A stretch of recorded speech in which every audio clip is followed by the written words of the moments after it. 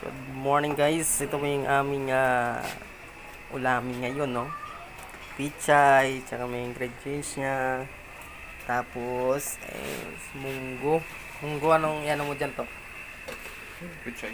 Pichay lang. Chicharon. Anong chicharon to? Baka? Wala mo. Hmm? Wala lang. Ha? Wala lang. Display lang. Ang display? Baka ta, no? Baka ano to? Baka siguro. Baka kalabaw. Baka yun. Ayun, tuyo, may tuyo.